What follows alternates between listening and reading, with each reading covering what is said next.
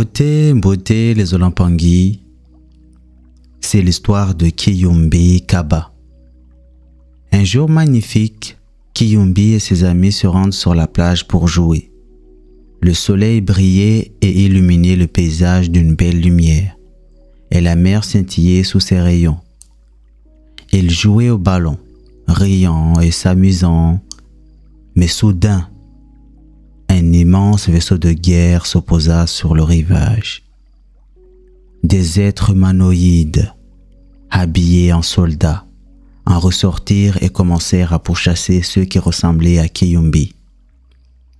Kiyombi est un être de la nature, est un être pacifique. Avant que Kiyombi ne comprenne ce qui se passe, de nombreux êtres, ses frères d'âme, avaient déjà été capturés par ces envahisseurs venus pour détruire et pour piller. Leur but était de transformer cet endroit, d'y apporter leurs propres croyances et de le remodeler selon leurs envies.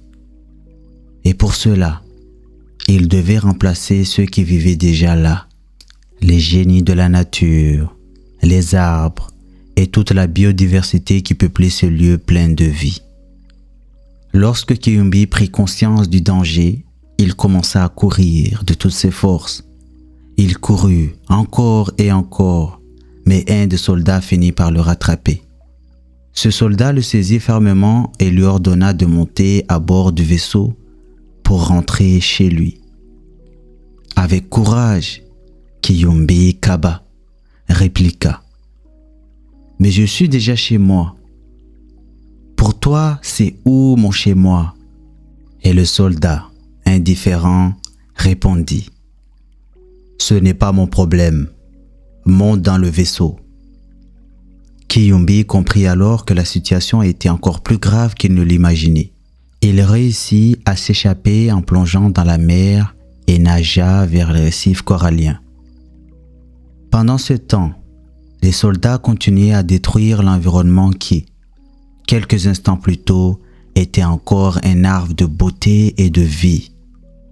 Ils brûlaient, ils détruisaient tout, transformant le paysage à leur guise. Kiyombi, cherchant un refuge, trouva une maison voisine où se cacher. Mais une fois encore, un soldat le retrouva et prépara son arme pour le frapper. Cependant, il aperçut le voisin de Kiyombi qui rentrait chez lui. Sachant que cet être correspondait aux critères recherchés par les envahisseurs, le soldat laissa Kiyombi partir et reprit sa poursuite plus tard. Les larmes aux yeux, Kiyombi cria: « Vous avez détruit mon chez-moi. Comment pouvez-vous me demander de vous suivre? Vous n'avez pas de cœur. Vous avez anéanti ce que j'avais de plus précieux. Ma famille, mon monde, mon univers. » Malgré tout, Kiyombi parvint à fuir, mais il se rendit compte qu'il était le seul encore conscient dans cette nouvelle réalité déchue. Zola, prenons soin des lieux que nous transformons. Notre monde est habité par bien plus que ce que nous voyons.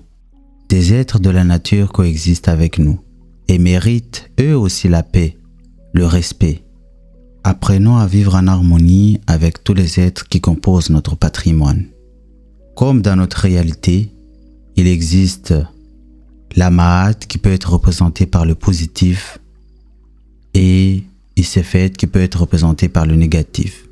Cultivons la paix et la sagesse pour bâtir un monde meilleur. Ensemble, avec Zola, Matondo, c'était Ngayara.